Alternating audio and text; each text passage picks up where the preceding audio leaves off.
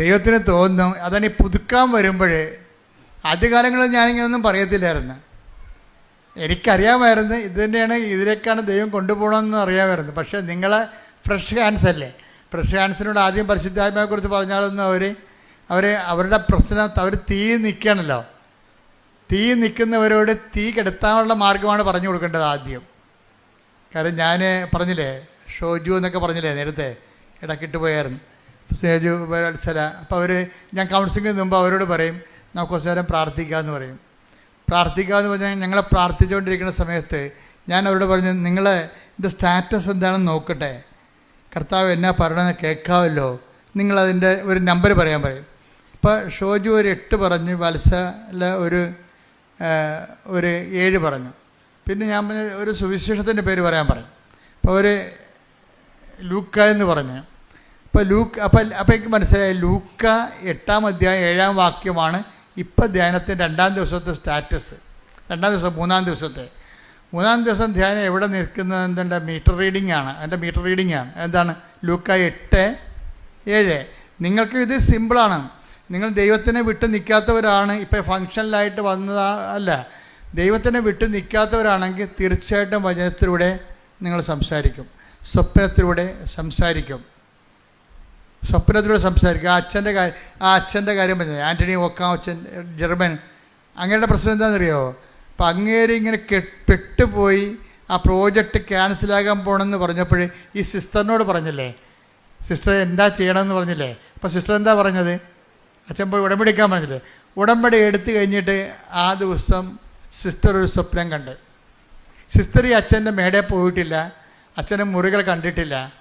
പക്ഷേ സ്വപ്നത്തിൽ അമ്മ ഈ അച്ഛൻ്റെ മുറികളെല്ലാം കാണിച്ച്, അച്ഛൻ്റെ മേടകളെല്ലാം കാണിച്ച ശേഷം ഓരോ ഭൂമുഖത്തുനിന്ന് കയറി പ്രാർത്ഥനാ മുറിയിൽ നിന്ന് മറ്റേ മുറികൾ സ്റ്റഡി റൂമിലേക്കും ഡ്രോയിങ് റൂമിലേക്കും പോയിട്ട് അച്ഛൻ ഇരിക്കുന്ന സ്ഥലത്ത് ചെന്നിട്ട് മാതാവ് അച്ഛൻ്റെ തലയിൽ കൈവച്ച്. പിറ്റേ ദിവസം വെളുപ്പിന് സിസ്റ്റർ സ്വപ്നം കഴിഞ്ഞപ്പോൾ സിസ്റ്റർ അച്ഛനെ വിളിച്ച് പറഞ്ഞ്, ഇനിയൊരു പ്രശ്നവുമില്ല, അമ്മ അച്ഛൻ്റെ കാര്യത്തിൽ ഇടപെട്ടു, ഇതല്ലേ അച്ഛൻ്റെ വീട്, ഈ മുറിയിൽ ഇന്ന സാധനങ്ങളില്ലേ, അടുത്ത മുറിയിൽ ഇന്ന സാധനങ്ങളില്ലേ, അതിലെകൂടി മാതാവ് കടന്നിട്ടുണ്ട്, അച്ഛൻ ഇരിക്കുന്ന സ്ഥലം ഇന്നതല്ലേ, അവിടെ വന്ന് അമ്മ അച്ഛൻ്റെ തലയിൽ കൈവച്ചിട്ടുണ്ട്, ഇനി അമ്മ ഏറ്റെടുത്തോളൂ എന്ന് പറഞ്ഞു. അമ്മ ഏറ്റെടുത്തോളൂ എന്ന് പറഞ്ഞ് ഒരാഴ്ച കഴിഞ്ഞില്ല. ആക്കുമ്പോൾ ഓഫീസിൽ നിന്ന് ഇവരുടെ പ്രോജക്റ്റ് ഓഫീസിൽ നിന്ന് വിളിച്ചു, ഫാദർ ഞങ്ങളെ കാണാം. നേരത്തെ ഇങ്ങനെ പ്രോജക്റ്റ് ഓഫീസ് കേസിലിരിക്കുകയല്ലേ, ചിലപ്പോൾ അകത്ത് പോവും, ജയിലിൽ പോവും. അതുകൊണ്ട് ഇവർ ഒരു കൗൺസിലിങ്ങിന് പോലും ടൈം കൊടുത്തില്ലായിരുന്നു. ഇപ്പോൾ അവർ പറയണേ, നിങ്ങൾ വന്ന് ഞങ്ങളെ കാണുക, നിങ്ങൾക്കെതിരെയുള്ള ആരോപണം നിലനിൽക്കണില്ലെന്ന്. അങ്ങനെ ഒരു ആരോപണം ഇല്ലെന്ന്. ഇപ്പം പെട്ടെന്നല്ലേ മാറണത്. അപ്പം അച്ഛൻ അതുകൊണ്ട് പറഞ്ഞത് എന്തറിയോ, ഞാൻ വിചാരിച്ചത് എൻ്റെ പട്ടമാണ് ഏറ്റവും വലിയ ഉടമ്പടി എന്ന്.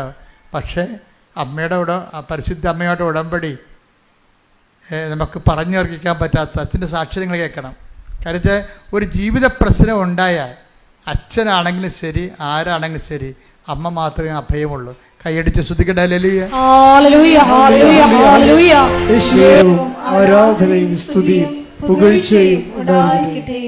അപ്പോൾ ഇതെന്താ വെച്ചാൽ സിസ്റ്ററിനുണ്ടായിട്ടുള്ള ദർശനങ്ങളിലൂടെയാണ് ഈ സത്യം വെളിപ്പെട്ട് വരണത്.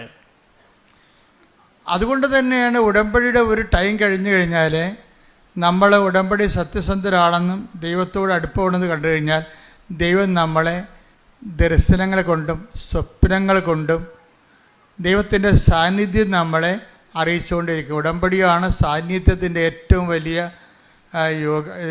വലിയ ഒരു ഉപാധിയല്ല, ഏറ്റവും വലിയൊരു സോഴ്സ് എന്ന് പറയണത് ഉടമ്പടിയാണ്. ഉടമ്പടിയിലൂടെയാണ് സാന്നിധ്യം, മറ്റെല്ലാ പ്രാർത്ഥനയെക്കാളും മനുഷ്യന് സാന്നിധ്യം മനസ്സിലാക്കുന്നത്, ദൈവത്തിൻ്റെ സാന്നിധ്യം മനസ്സിലാക്കുന്നത്. അപ്പോൾ ഇതിൻ്റെ ഉടമ്പടിയുടെ സാധ്യത ഭയങ്കരമായ വലിയ സാധ്യതകളാണ്. നിങ്ങളെന്താ ചെയ്യണമെന്ന് വെച്ച് കഴിഞ്ഞാൽ, നിങ്ങളതിന് ദൈവത്തിന് വലിയ പ്രാധാന്യമില്ലാതെ നിങ്ങളുടെ വിഷയങ്ങൾക്ക് മാത്രമാണ് എപ്പോഴും ആവലാതിയും വ്യാവലാതിയും കൊണ്ട് നടക്കുന്നത് കൊണ്ടാണ് സാന്നിധ്യം ഫീൽ ചെയ്യാത്തത്. മറിച്ച് ഞാൻ ഉടമ്പടി എടുത്തിരിക്കുന്നത് ദൈവത്തിന് വേണ്ടി ജീവിക്കാനാണ്. ഒന്ന് പറഞ്ഞ്, ഞാൻ ഉടമ്പടി എടുത്തിരിക്കുന്നത് ദൈവത്തിന് വേണ്ടി ജീവിക്കാനാണ്. എന്റെ കൃപയിലെ ഞാൻ നിലനിൽക്കാൻ ദൈവത്തിന് വേണ്ടി അധ്വാനിക്കുവാനുള്ള പ്രത്യേക അഭിഷേകം എനിക്ക് നൽകണമേ. ദൈവത്തെക്കുറിച്ച് നല്ലവണ്ണം ചിന്തിക്കുകയും ആലോചിക്കുകയും ആദ്യം കൊള്ളുകയും ഒക്കെ ചെയ്ത് കഴിയുമ്പോൾ ബാക്കിയുള്ള കാര്യങ്ങൾ, കാര്യം ഇതൊക്കെ ഇപ്പം തന്നെ ഞാൻ ആ സുശീലയുടെ കാര്യം പറഞ്ഞില്ലേ, സുശീലയുടെ കാര്യം എന്താണ്? സുശീലയുടെ മകളും മായയ്ക്ക് കഫീലിനിടയ്ക്ക് മർദ്ദനം. കഫീലിന് എന്ത് പറ്റി? കഫീലൊരു ഡ്രഗ്സ് കേസിൽ അകപ്പെട്ടു, മയക്കുമരുന്നിൻ്റെ കേസ് അകപ്പെട്ടു. അപ്പോൾ സുശീലയുടെ ഈ മായയും ആ ഡ്രഗ്സ് കേസിൽ പ്രതിയാക്കി അവൾ. ഓക്കെ, പണ്ടേ ശമ്പളമില്ല, ജീവിതം പോയിരിക്കുമ്പോൾ ഉണ്ട്. ഇപ്പം എന്ത് പറ്റി? ഡ്രഗ്സ് കേസ്, മയക്കുമരുന്ന് കേസിൽ ഗൾഫിൽ പ്രതി, 15 കൊല്ലം അകത്ത് കിടക്കണം. ഇവളെ ഇതുകൂടി കേട്ടപ്പോഴൊക്കെ ഭക്ഷണമായില്ല, ശമ്പളവും ഇല്ല, അവളുടെ പറ്റിക്കപ്പെട്ട് തട്ടിപ്പിലാകപ്പെട്ടു, പണവും നഷ്ടപ്പെട്ട്, അവൾ നിൽക്കുന്ന സ്ഥലത്താണെങ്കിൽ സമാധാനം കൊടുക്കണില്ല അവൾക്ക്. ഇപ്പോഴെന്ത്? ഡ്രഗ്സ് കേസിൽ പ്രതിയുമായി. ഇതെല്ലാം വിളിച്ച് അമ്മയോട് പറയും, അമ്മ ഇങ്ങനെ സംഭവിച്ച്. അനിയത്തിനെ ഫോണിൽ കിട്ടുമ്പോൾ കരയും അവൾ. അപ്പോഴ് അനിയത്തി പറഞ്ഞ്, ചേച്ചിനെ മാതാവ് രക്ഷിക്കും, ഞാൻ ഏലക്കാമാല കെട്ടുന്നുണ്ടെന്ന് പറഞ്ഞു. നമ്മുടെ കണ്ണ് നിറഞ്ഞു പോയി സാധനം കേട്ട് കഴിഞ്ഞാൽ. അവൾക്ക് വേറെ ഒന്നും ചെയ്യാൻ അറിയത്തില്ല. ചേച്ചിനെ അമ്മ രക്ഷിക്കും, ഞാൻ ഏലക്കാമാല അമ്മയ്ക്ക് വേണ്ടി കെട്ടണമുണ്ടെന്ന്. അവൾക്ക് എന്താ ചെയ്യാൻ അറിയാവുന്നത്? അവളൊരു നോൺ ക്രിസ്ത്യനാണ്. അവളുടെ ചേച്ചി ഒരു അന്യ സ്ഥലങ്ങളിൽ എലി പത്താഴത്തി വീണ പോലെ പിട്ടുകിടക്കുകയാണ്. അവൾക്ക് ദൈവതിരുസന്നിധി, ദൈവത്തിനെ ഈ വിഷയത്തിൽ ഉൾപ്പെടുത്താൻ ചെയ്യാൻ അറിയാവുന്ന ആപ്പാടെ പണി എന്താ? അവളുടെ മനസ്സിൽ വന്നു ഞാൻ ഏലക്കാമാല കെട്ടണമുണ്ടെന്ന്. ആ ഒരു മാല മുഴുവൻ കെട്ടിക്കൊണ്ടത് മാതാവിനിടും. എനിക്കറിയാം അതിൻ്റെ ബലം എന്താണെന്ന്. എന്താ കാര്യം? വിശ്വാസാവിഷ്കാരങ്ങളിൽ രണ്ടാമത്തതാണ് എന്താണ്? വിശ്വാസപ്രയോഗം. അതാണ് സാധനം. ഉടമ്പടിയിലില്ലേ എന്തൊക്കെയുണ്ട് വിശ്വാസത്തിൽ? പ്രാർത്ഥന, പ്രഖ്യാപനം, പിന്നെ എന്താണ്? പ്രയോഗം. അത് പ്രയോഗമാണ്. അവളുടെ അമ്മ സുശീല ചെയ്യണ പരിപാടി എന്താണെന്ന് അറിയാമോ? അവളുടെ സുശീല വണ്ടിക്കാശി തണ്ണീർമുഖത്തു നിന്ന് ഇങ്ങോട്ട് വന്നാൽ മതി, 10-12 കിലോമീറ്ററേ ഉള്ളൂ. ആ കിലോമീറ്റർ എല്ലാ ദിവസവും മാതാവിൻ്റെ അടുത്ത് വരും, നടന്നു വരും. കാര്യം എന്താ? പെട്ടിരിക്കല്ലേ, മകൾ പെട്ടിരിക്കുകയല്ലേ. അപ്പം എല്ലാ ദിവസവും മാതാവിൻ്റെ അടുത്ത് വരും. എങ്ങനെ വരും? നടന്നു വരും. നിഷ്പാതകയായിട്ട് നടന്നു വരും. നടന്നു വന്നിട്ടും പറയും, അമ്മേ ഞാൻ വരുന്നു, ഞാൻ പോണ്, എൻ്റെ മകളുടെ കാര്യം പറയാൻ വന്നതാണ്. അപ്പം നടന്നു വരുമ്പോൾ ഒരു പ്രയോഗമുണ്ട് അതിൻ്റെ അകത്ത്. ഒരു പ്രഖ്യാപനമുണ്ട്, ഒരു പ്രയോഗമുണ്ട്, ഒരു പ്രാർത്ഥനയുണ്ട്. എന്താണ്? നടക്കുമ്പോൾ പ്രാർത്ഥിച്ചുകൊണ്ടാണ് നടക്കണത് തന്നെ ഒരു പ്രഖ്യാപനമാണ്. നടന്നു വന്ന് എത്തുന്നത് ഒരു പ്രയോഗമാണ്. ഇതെല്ലാം ഇതിൻ്റെ അകത്തുണ്ട്. അപ്പം അതുകൊണ്ട് ദൈവത്തിന് ഇപ്പം കർത്താവിൻ്റെ ഒരു വചനമുണ്ടല്ലോ, 14 എടുത്തവനെ, മർക്കോസ് 14:8 ഇവൾക്ക് സാധിക്കുന്നത്, അതാണ് നോക്കിയ കണ്ടല്ലേ, ഇവൾക്ക് ഇവൾക്ക് സാധിക്കുന്നത് ഇവൾ ചെയ്തു. അവൾക്ക് സാധിക്കണ ഏലക്കാമാല കെട്ടണതാണ്. അതാണ് സംഭവം. ഇതേതാ സംഭവം മനസ്സിലായ? ലാസറിൻ്റെ വീട്ടിൽ ലാസർ ഉയർത്തെഴുന്നേറ്റ് കഴിഞ്ഞപ്പോൾ കർത്താവിൻ്റെ പാദത്തെങ്കിൽ 300 ദിനാറയ്ക്കുള്ള സുഗന്ധ തൈലം ലാസറിൻ്റെ ബദനിയിലെ മറിയം കാല് പൂശി പ്രാർത്ഥിച്ച്. അപ്പോൾ യൂദാസ് അവിടെ നിന്നിട്ട് പ്രശ്നം ഉണ്ടാക്കി. എന്ത് നോൺസെൻസാണിത്? അയാൾ യുക്തി ഉപയോഗിക്കുന്ന ആളാണ്. അയാൾക്ക് ഭക്തിയല്ല അയാൾ ഉപയോഗിക്കണത്, യുക്തിയാണ് ഉപയോഗിക്കണത്. അയാൾ ചോദിച്ചത് എന്താണിത്? നോൺസെൻസ് അല്ലേ ഇത്? ഇതുകൊണ്ട് ആൾക്കാർക്ക് വീട് വെച്ച് കൊടുക്കാൻ പറ്റത്തില്ലെന്ന് ചോദിച്ച്. നമുക്ക് ദൈവത്തിന് നമ്മൾ കൊടുക്കുന്നത് കൊണ്ട് വീട് വെച്ച് കൊടുത്തു കഴിഞ്ഞാൽ വീട്ടിൽ കിടന്ന് പൊറുക്കാൻ പറ്റത്തില്ല നമുക്ക്. മനസ്സിലായില്ലേ? രണ്ടും രണ്ട് വിഷയമാണ്. അതെന്താ വെച്ചാൽ ദൈവത്തിന് കൊടുക്കേണ്ടത് ദൈവത്തിന് കൊടുക്കണം, സീസറിന് കൊടുക്കേണ്ടത് മനുഷ്യന് കൊടുക്കേണ്ടത് മനുഷ്യന് കൊടുക്കണം. മനുഷ്യന് കൊടുക്കേണ്ട അടുത്ത് ദൈവത്തിന് കൊടുക്കരുത്, ദൈവത്തിന് കൊടുക്കേണ്ട അടുത്ത് മനുഷ്യനെയും കൊടുക്കരുത്. അതിനെ ബാലൻസ്ഡ് ആയിട്ടാണ് ഈശോ പറഞ്ഞിരിക്കുന്നത്. അവളെ സംബന്ധിച്ചിടത്തോളം ചെയ്യണത് എന്താണ്? ഒരു ദിനാറയ്ക്ക് 300 ദിനാറ ഒരു വർഷത്തെ കൂലിയാണ്. കർത്താവിനുള്ള സ്നേഹം പ്രകടിപ്പിക്കാൻ വേണ്ടി അതിനൊരു കുപ്പി സുഗന്ധതൈലം മേടിച്ചിട്ട് കർത്താവിൻ്റെ 2 കാലിലും മുഴുവനും ഒഴിച്ചു കൊടുത്ത്, എന്നിട്ട് ആ കാല് ചുംബിച്ചു. അത് പ്രയോഗമാണ്, പ്രയോഗം. വിശ്വാസപ്രയോഗമല്ല, അവിശ്വാസം മൂത്തിട്ടുള്ള ഒരു സ്നേഹത്തിൻ്റെ ദൈവവുമായിട്ടുള്ള ബന്ധങ്ങളതാണ്. അത് പ്രയോഗമാണ്. അത് ശരിക്കും പറഞ്ഞാൽ ഇതുപോലെ ഇവളത് ചെയ്ത് കഴിഞ്ഞപ്പോൾ അമ്മ നടന്ന് വന്ന്, അവളുടെ അമ്മ തണ്ണീർമുഖത്തിൽ നടന്ന് ഇവിടെ വന്നിട്ട് പറഞ്ഞ്, എൻ്റെ മകളുടെ കാര്യം പറയാതെ തന്നെ അമ്മക്കറിയാമല്ലോ, അമ്മയെ കാണാൻ ഞാൻ നടന്നു വന്നതാണ്. അന്ന് രാത്രി അമ്മ അവളോട് പറഞ്ഞു, നാളെ നിൻ്റെ മകളെ വിളിക്കണം, നിൻ്റെ മകളെ വിളിച്ചിട്ട് പറയണം തലയെ തുണിയിട്ടൊരു സ്ത്രീ ഓഫീസിൽ വരുന്നുണ്ടെന്ന്, അതോടെ പ്രശ്നം തീരുമെന്ന്. അതാണ് വിഷയം. പിറ്റേ ദിവസം അമ്മ പറഞ്ഞ പോലെ തന്നെ തലയെ തുണിയിട്ടൊരു മുസ്ലിം സ്ത്രീയാണ് അവിടെ വന്നിട്ട് അവർ ഓഫീസിൽ വന്നിട്ട് ഇവളുടെ രജിസ്റ്ററിൽ കേസ് ക്യാൻസൽ ചെയ്ത് അവിടെ റിലീവ്ഡായി പെട്ടെന്ന്.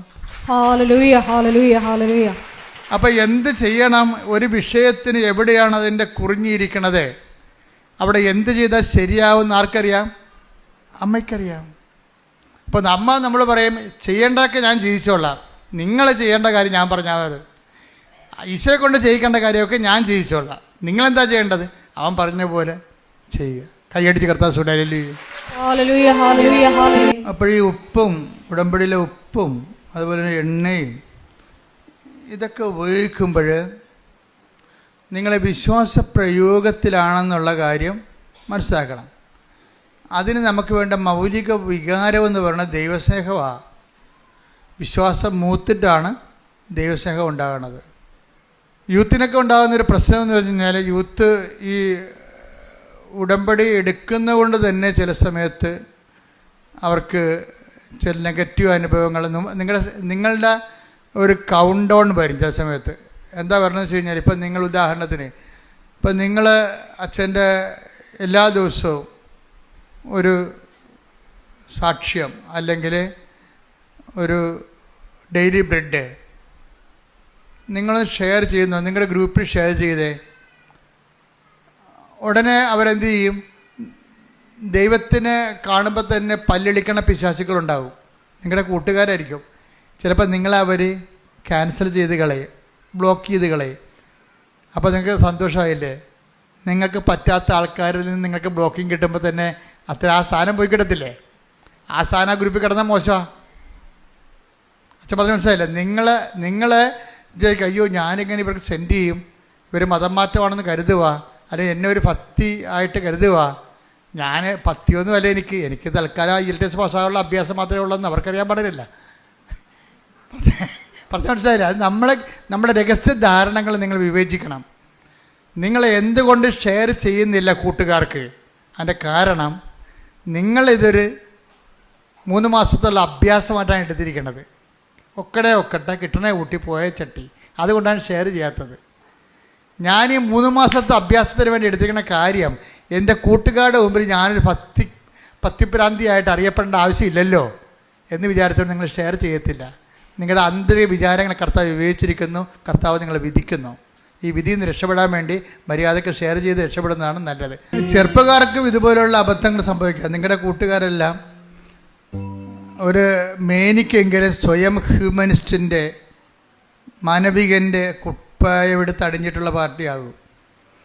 അപ്പം നമ്മളത് ഷെയർ ചെയ്ത് സ്റ്റാറ്റസ് ഇട്ട് കഴിയുമ്പോൾ അവനവിടെ നമ്മൾ 2ാം പൗരനാക്കും, അവൻ 1ാം പൗരനാകും. ആരാണ് 1ാം പൗരൻ 2ാം പൗരൻ എന്താ അവസാനം അറിയാൻ പറ്റും. അവൻ പറയും എന്ന് തുടങ്ങി ഈ ഭക്തിഭ്രാന്തൊക്കെ. എടാ, മര്യാദക്ക് അധ്വാനിച്ച് ജീവിച്ചാൽ പ്രശ്നമൊന്നുമില്ല, അല്ലെങ്കിൽ ഇതുപോലെ ചെന്ന് ചാരേണ്ടി വരും. ഹ്യൂമനിസ്റ്റായി.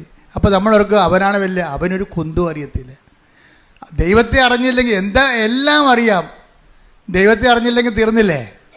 അവന് ദൈവത്തെ അംഗീകരിക്കേണ്ടത് അതിന് പോരായ്മയെ കരുതിയിരിക്കുകയാണ്. അവൻ്റെ അന്ത്യം നമ്മൾ കണ്ടിട്ടില്ലല്ലോ. കാണുന്നതിന് മുമ്പ് എന്തുകൊണ്ടാണ് അവൻ പറഞ്ഞത് നീ അനുസരിക്കാൻ നീ ബാധ്യസ്ഥനാകണത്? അതുകൊണ്ട് നീ നിഷ്പക്ഷമായിട്ടും നിർഭയനായിട്ടും കർത്താവിൻ്റെ സുവിശേഷത്തിൻ്റെ വക്താവായിട്ട് മാറാവുന്ന കൈ അടിച്ചുകൊണ്ട് സ്തുതിക്കട്ടെ. ഹല്ലേലൂയ, ഹല്ലേലൂയ, ഹല്ലേലൂയ, ഹല്ലേലൂയ, യേശുവേ നന്ദി, ഹല്ലേലൂയ, ഹല്ലേലൂയ, ആരാധന, ഹല്ലേലൂയ, ഹല്ലേലൂയ, യേശുവേ ആരാധന, ഹല്ലേലൂയ, ഹല്ലേലൂയ, യേശുവേ ആരാധന. യേശുവേ ഞങ്ങളുടെ ആന്തരിക വിശുദ്ധീകരണ മേഖലകൾ വെളിപ്പെടുത്തുന്നതിന് നന്ദി പറയുന്നു.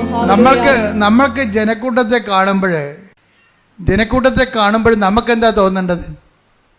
അനുകമ്പയാണ് തോന്നേണ്ടത്. എന്താണ്? അവർക്ക് കർത്താവിനെ ആവശ്യമുണ്ടല്ലോ എന്ന് തോന്നണം. നീ ദൈവത്തിൻ്റെ ആളാണെങ്കിലേ ജനക്കൂട്ടത്തെ കാണുമ്പോൾ, നിൻ്റെ ഗ്രൂപ്പിലെ വാട്സപ്പ് ഗ്രൂപ്പിലായാലും ശരി, നിൻ്റെ ഏത് മേഖലയായാലും ജനക്കൂട്ടമാണല്ലോ അത്, അവരെ കാണുമ്പോൾ നിങ്ങൾക്ക് എന്ത് ചെയ്യണം? അവന് അനുകമ്പ തോന്നണം. എന്താണ്? അവർക്ക് കർത്താവിനെ അറിയത്തില്ലല്ലോ, അവരെ അറിയിക്കാനുള്ള അവർ ഇടയില്ലാത്ത ആടുകളെ പോലല്ലേ, കർത്താവില്ലാത്ത ആൾക്കാരെ പോലല്ലേ. അപ്പം അതുകൊണ്ട് തന്നെ ജനക്കൂട്ടത്തെ കാണുമ്പോൾ ചില അണ്ണന്മാർക്ക് എന്താ തോന്നണത്? അവർ ഓന്തുമാരുണ്ടല്ലോ, ഈ സായിപ്പിനെ കാണുമ്പോൾ കവാത്ത് മറക്കണം എന്ന് പറഞ്ഞാൽ ജനക്കൂട്ടത്തെ കാണുമ്പോൾ പിന്നെ മതം മറന്നു പോകും, വിശ്വാസം മറന്നു പോകും.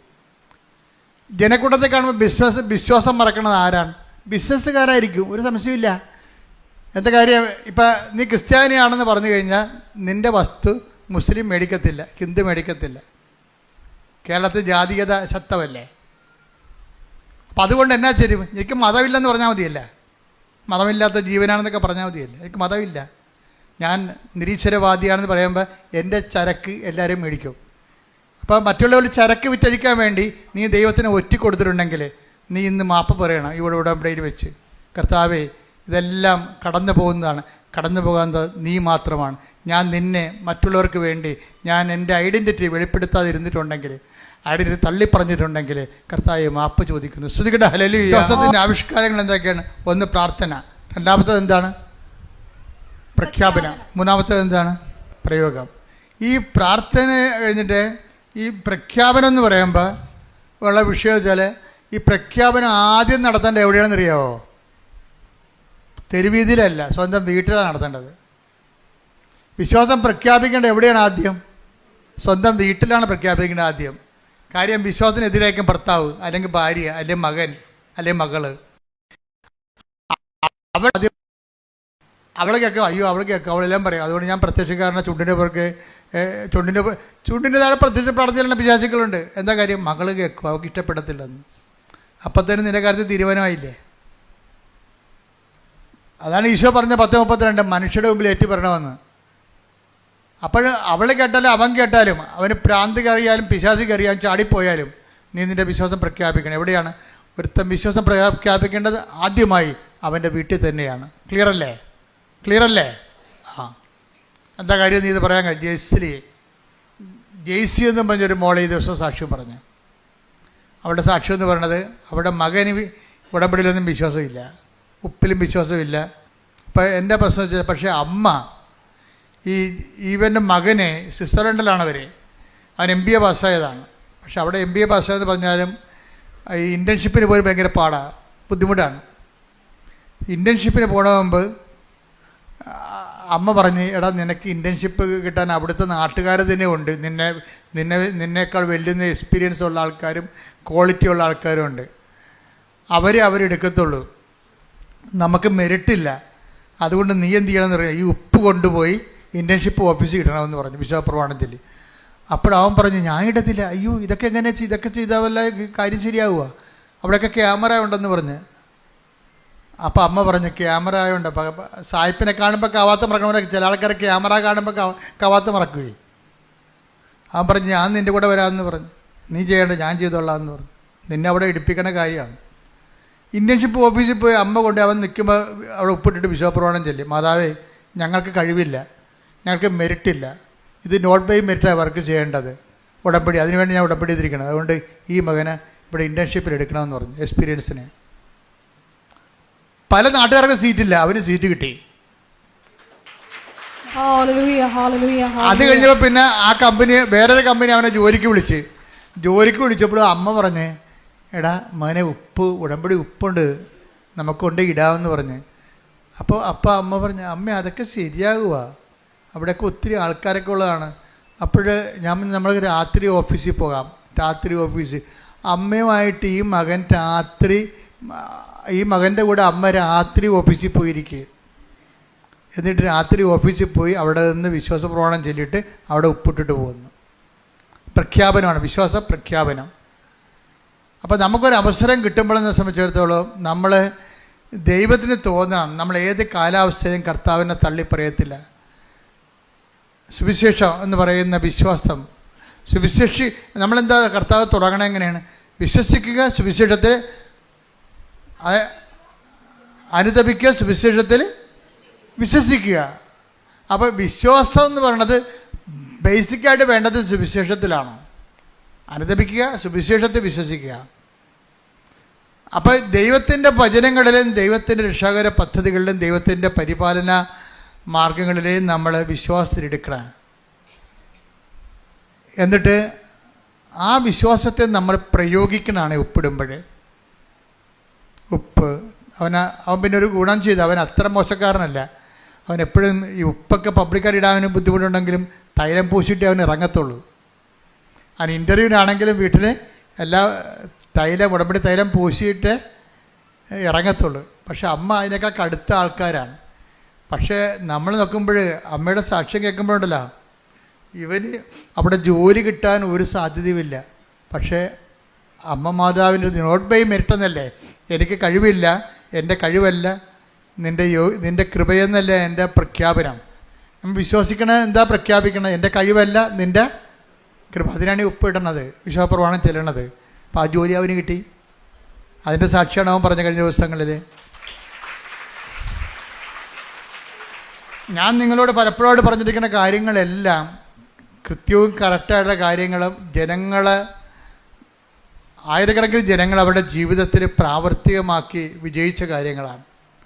അതുകൊണ്ട് ചെയ്യുമ്പോൾ തന്നെ സൂക്ഷിച്ചും കൂടുതൽ ഈസിയായിട്ട് ചെയ്യാൻ കഴിയുന്നവർ കൂടുതൽ കഷ്ടപ്പെട്ട് നിവർത്തിക്കണം. പറഞ്ഞ മനസ്സിലായ കാര്യം, നിങ്ങളുമായിട്ട് കോമ്പറ്റ് ചെയ്യുന്ന ആൾക്കാർ വേറെയാണ്. കൂടുതൽ ഈസിയായിട്ട് ചെയ്യാൻ കഴിയുന്നവർ കൂടുതൽ കഷ്ടപ്പെട്ട് ഉടമ്പടി നിവർത്തിക്കണം. എന്താ കാര്യം വെച്ചാൽ, ഇപ്പോൾ ചിലരൊക്കെ സാക്ഷ്യം പറയാൻ വന്നിട്ട് പോകും, ഉടമ്പടി ചെയ്യാൻ വന്നു. അവർ ഉടമ്പടി ചെയ്യാൻ വേണ്ടി മാത്രം പ്ലെയിനിൽ സഞ്ചരിച്ച് അന്യരാജ്യത്തു നിന്ന് വന്നിട്ട് ഉടമ്പടി ചെയ്തിട്ട് അന്ന് തന്നെ പോകുകയാണ്. അവർക്ക് ഒരു ഉടമ്പടിക്ക് ലാഭമാകണത്, അവർക്ക് ഉടമ്പടിക്ക് ചിലവാകണത് 2.5 ലക്ഷം രൂപ 3 ലക്ഷം രൂപയാണ് ഒരു ഉടമ്പടിക്ക്. അപ്പം ഞങ്ങൾ രാവിലെ വന്ന് ഇവിടെ കലവൂരിൽ ആലപ്പുഴയിൽ നിന്നൊക്കെ വന്നിട്ട് ഞങ്ങൾ വെളുപ്പിനെ വന്ന് നിൽക്കണമെന്ന് പറയും. എപ്പോഴാണ് ഞാൻ ചോദിക്കുക, എത്ര മണിക്കാണ് വന്നത്? 7 മണിക്ക്. അതാണ് നിങ്ങളുടെ വെളുപ്പിനെ. ഞങ്ങൾ വെളുപ്പിനെ വന്ന് നിൽക്കണം എന്ന് പറയും. ഇവിടെ വെറുതെ നടന്ന് വന്നതായിരിക്കും. അപ്പം ഞാൻ എത്ര മണിക്ക്? 7 മണിക്ക്. അപ്പം വെളുപ്പിനെന്ന് പറഞ്ഞാൽ 7 മണിക്കാണ്. ഇവർക്ക് ഇപ്പോഴും നേരം വെളുത്തിട്ടില്ല. അപ്പം അതുകൊണ്ട് കൂടുതൽ ഈസിയായിട്ട് വരുന്ന ആൾക്കാർ കൂടുതൽ അതിൻ്റെ അകത്ത് കഷ്ടപ്പെട്ട് ഇൻവെസ്റ്റ് ചെയ്യുമ്പോൾ ദൈവത്തിന് മനസ്സിലാകും ഇത് സത്യസന്ധമായ കാര്യമാണെന്ന്. പറഞ്ഞ മനസ്സിലായില്ലേ? ഇത് ഏറ്റവും വലിയ പ്രശ്നമേ. എനിക്ക് ഇപ്പോൾ ഇത്രയും നാൾ ലക്ഷക്കണക്കിന് മനുഷ്യർ ഉടമ്പടി എടുത്തപ്പോൾ എൻ്റെ മനസ്സിൽ പരിശുദ്ധാത്മ പറയണത്, ഇതിൻ്റെ ഏറ്റവും വലിയ കുഴപ്പം പിടിച്ച സംഭവം എന്താണെന്ന് അറിയാമോ? ദൈവത്തിനെ ഒന്ന് വിശ്വസിപ്പിച്ചെടുക്കുകയാണ്. ഞാൻ എടുത്തിരിക്കുന്ന സത്യസന്ധമായ ഉടമ്പടിയാണെന്ന് ദൈവത്തിനെ ഒന്ന് വിശ്വസിപ്പിച്ചെടുക്കാൻ വലിയ പാടാണ്. നമ്മളെടുത്തിരിക്കുന്ന ഉടമ്പടി, നിങ്ങളുടെ റിസ്ക് എന്ന് പറഞ്ഞാൽ എന്താണ്? ഉടമ്പടിയിലുള്ള റിസ്ക് ഫാക്ടർ എന്താണ്? ഈ നിങ്ങൾ എടുത്തിരിക്കുന്ന ഉടമ്പടി സത്യസന്ധമാണെന്ന് ദൈവത്തിനെ വിശ്വസിപ്പിച്ചെടുക്കണതാണ് പാട്. അത് ഇത്തിരി സമയമെടുക്കും. അത് നിങ്ങളുടെ ഓരോ കാര്യങ്ങളിലൂടെ നമ്മൾ സീരിയസ് ആണ് ഈ വിഷയത്തിൽ, സിൻസിയറാണെന്ന് ദൈവത്തിനെ നമ്മൾ വിശ്വസിപ്പിച്ചെടുക്കണം. അത് ഓരോ ദിവസത്തെയും ഉടമ്പടിയുടെ വെല്ലുവിളിയാണിത്. എന്താണ്? എൻ്റെ ഉടമ്പടി കർത്താവിനെ കൊണ്ട് കൺകർ ചെയ്യിക്കണം. My covenant must be concurred by Jesus. അത് ദിവസങ്ങളും ഉയർത്തണ വെല്ലുവിളിയാണ്. നമ്മുടെ മുമ്പിൽ ഓരോ ദിവസവും ഉയർത്തണ വെല്ലുവിളിയാണ് നമ്മളെടുത്തിരിക്കുന്ന ഉടമ്പടിയെ കൊണ്ട് ദൈവത്തെ കൊണ്ട് അംഗീകരിപ്പിച്ചെടുക്കുക എന്നുള്ളത്. ആ സത്യസന്ധമായ ഉടമ്പടിയാണെന്ന്. അത് അഭ്യാസം കാണിക്കാൻ ചെയ്തതല്ല, ദൈവത്തോടുള്ള സ്നേഹത്താൽ വിശ്വസിച്ച് ഇത് അവസാനത്തെ തിരഞ്ഞെടുപ്പാണെന്നുള്ള ബോധ്യത്തിലാണ് എൻ്റെ മക്കൾ ചെയ്യണമെന്നുണ്ടെങ്കിൽ പെട്ടെന്ന് ഇത് ഫയറാകണത്. അതുകൊണ്ട് അറിഞ്ഞ് ആണ് ഇതിൻ്റെ അകത്ത് ഇൻവെസ്റ്റ് ചെയ്യേണ്ടത്. ശ്രുതികട ഹല്ലേലൂയ ഹല്ലേലൂയ ഹല്ലേലൂയ ഹല്ലേലൂയ ഹല്ലേലൂയ ഹല്ലേലൂയ ഹല്ലേലൂയ യേശുവേ ആരാധന ആരാധന ആരാധന യേശുവേ നന്ദി മഹത്വം മഹത്വം മഹത്വം ഹല്ലേലൂയ ആരാധന ആരാധന.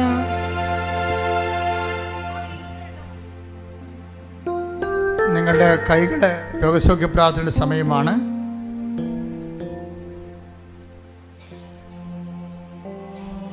രോഗസൗഖ്യ പ്രാർത്ഥനയുടെ സമയമാണ്.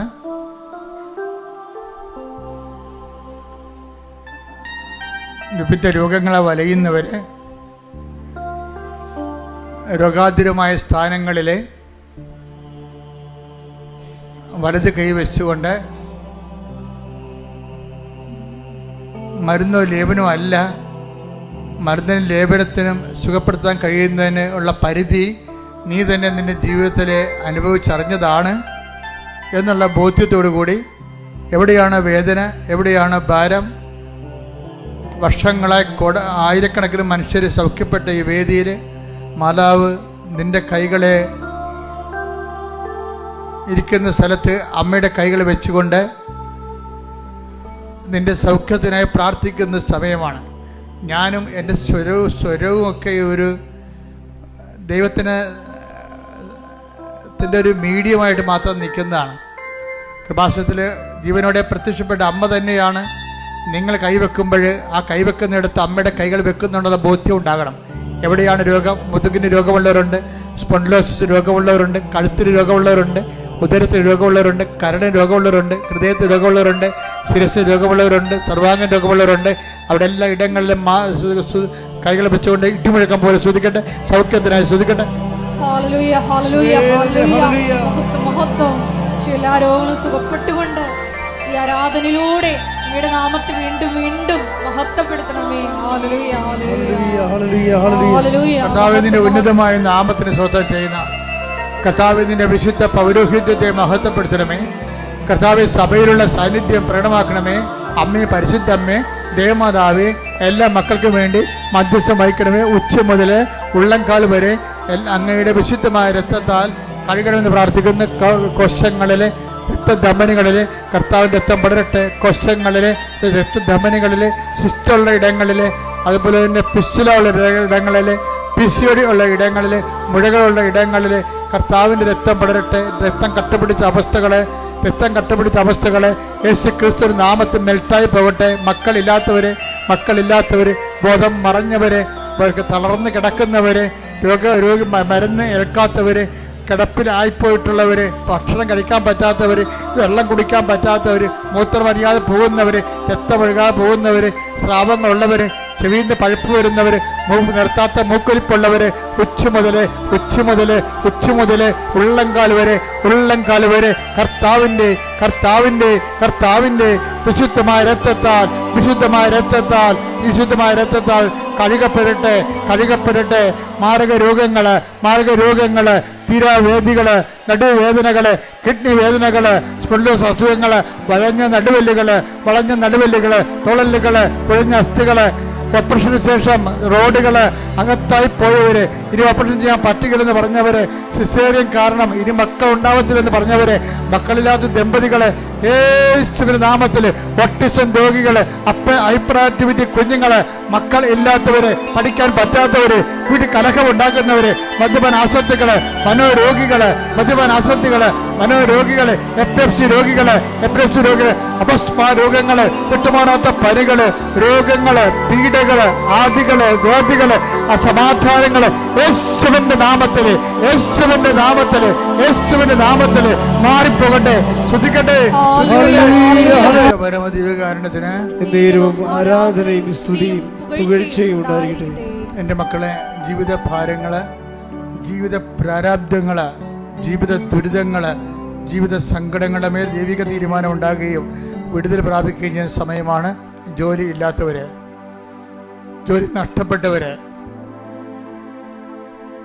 വീടില്ലാത്തവര്, വീടിന് വെക്കാൻ സ്ഥലം പോലും ഇല്ലാത്തവര്, സാമ്പത്തികമായ ബാധ്യതകളായി വിഷമിക്കുന്നവര്, ജപ്തി നടപടി നേരിടാൻ പോകുന്നവര്, നടപടിയിൽ ഇരിക്കുന്നവര്, വിവാഹത്തില് ബന്ധം പിരിഞ്ഞുകൊണ്ടിരിക്കുന്നവര്, കോടതി കേസ് കിടക്കുന്നവര്, അതുപോലെ തന്നെ കോടതിയിൽ അദാലത്തിന് വിളിച്ചിരിക്കുന്നവര്, ഓരോരോ വിഷയങ്ങൾക്ക് വേണ്ടിയും കർത്താവിന്റെ തിരുസഭയിൽ കണ്ണീരോടെ പ്രാർത്ഥിക്കുന്നവർ, പറഞ്ഞാൽ അനുസരിക്കാത്ത മക്കള്, വീട്ടിൽ നിന്ന് ഇറങ്ങിപ്പോകുന്ന മക്കള്, തോന്നുമ്പോൾ തിരിച്ചു വരുന്ന മക്കള്, അനുസരണ ഇല്ലാത്തവര്, തെറ്റായ പ്രണയത്തിൽ കുടുങ്ങിക്കൊണ്ട് കുടുംബത്തിന് നാശം വിതക്കുന്ന മക്കള്, അന്ധമായ അവസ്ഥകളിൽ കുടുംബത്തിന്റെ കാര്യങ്ങളൊന്നും അന്വേഷിക്കത്തില്ല, മാതാപിതാക്കന്മാർ അന്വേഷിക്കത്തില്ല, മക്കളെ സഹോദരങ്ങൾ അന്വേഷിക്കത്തില്ല. സ്വന്തം കാര്യം മാത്രം നോക്കിക്കൊണ്ട് സ്വന്തം കാര്യത്തിന് വേണ്ടി കുടുംബത്തെ ഉപദ്രവിച്ചുകൊണ്ടിരിക്കുന്നവരെ, കുടുംബത്തിന്റെ അസുര വിത്തുകൾ എന്ന് പറയുന്ന സന്തതികളെ, അവരുടെ മേലെല്ലാം കർത്താവിന്റെ രക്തം, കർത്താവിന്റെ രക്തം, കർത്താവിന്റെ രക്തം പതിക്കട്ടെ, പതിക്കട്ടെ. യേശുവിന്റെ നാമത്തില്, സഭയുടെ അധികാരത്തില്, പുരുഷന്റെ അടയാളത്തില്, ദൈവത്തിന്റെ ശക്തിയാൽ മാരക തടസ്സങ്ങള്, തീരാവേദ്യങ്ങള്, ദുരിതങ്ങള് യേശുവിന്റെ നാമത്തിൽ മാറിപ്പോകട്ടെ. കാര്യങ്ങൾ ഇപ്പോൾ മൗനമായി പറയുക. ആശീർവാദത്തിന്റെ സമയമാണ്. സാക്ഷ്യം പറയാൻ സാധിക്കും ഈ വിഷയത്തിന് വേണ്ടി.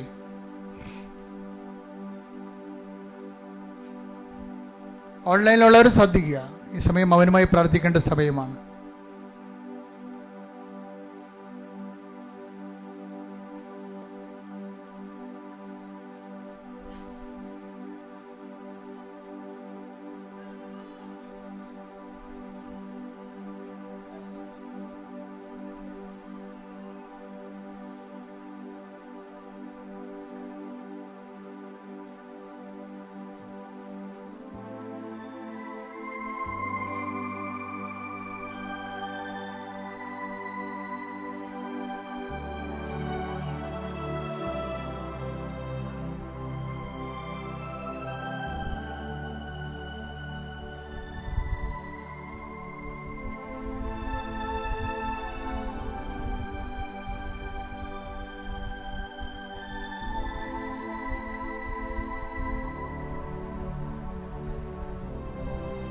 ഒരിക്കൽ കൂടി മരിയൻ ഉടമ്പടിയിൽ സമർപ്പിച്ചിരിക്കുന്ന എല്ലാ വിഷയങ്ങളും ദൈവമാതാവിൻ്റെ മധ്യസ്ഥതയിൽ ദിവ്യകാരുണ്യ സന്നിധിയിൽ സമർപ്പിച്ച് നമുക്കൊരു നിമിഷം മൗനമായിട്ട് പ്രാർത്ഥിക്കാം. ഈശോയേ, നീ എൻ്റെ രാജ്യം സ്വന്തമാക്കുവാൻ ഞങ്ങൾക്കുള്ളതെല്ലാം സന്തോഷത്തോടെ പോയി വിറ്റ്, അഥവാ സുവിശേഷ വചന പ്രകാരം ഞങ്ങളെ തന്നെ പരിത്യജിച്ച് നീയാകുന്ന സന്തോഷത്തിലേക്ക് വരുവാൻ ഈശോയെ ആരാധനയിലൂടെ ഞങ്ങളെ അഭിഷേകം ചെയ്യണമേ എന്ന് പ്രത്യേകമായി പ്രാർത്ഥിക്കുന്നു. ഈശോയെ, സത്യഹൃദയത്തോടെ നിന്റെ കൃപയുടെ സിംഹാസനത്തെ സമീപിക്കുവാൻ, ഏറ്റവും ശുദ്ധമായ മനസ്സോടുകൂടി ഉടമ്പടിയെ പുൽകുവാൻ, ആന്തരികമായ വിശുദ്ധീകരണം ഈശോയെ ഞങ്ങളുടെ ഓരോ മേഖലകളിലും നൽകണമേ എന്ന് പ്രാർത്ഥിച്ചുകൊണ്ട് ശിരസ് നമിച്ച് നമുക്ക് ദിവ്യകാരുണ്യനാഥന്റെ ആശീർവാദം സ്വീകരിക്കാം.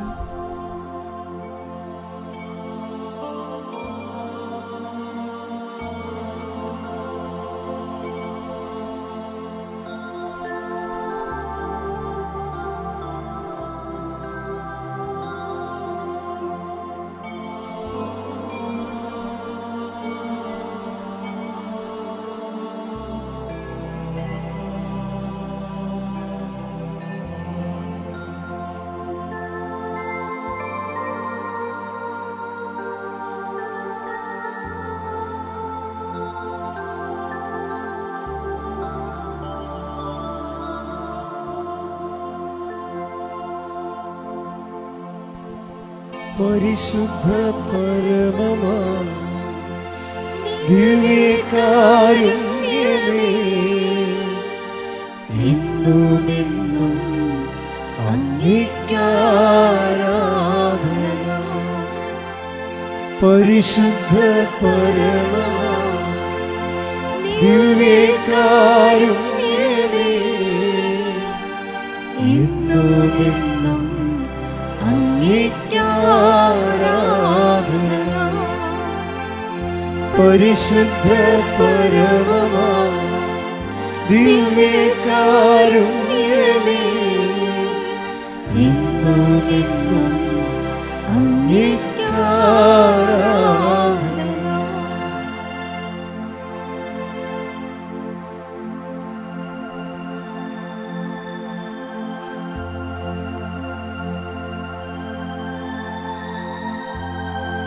ആവേ ആവേ ആവേ മരിയ, ആവേ ആവേ ആവേ മരിയ.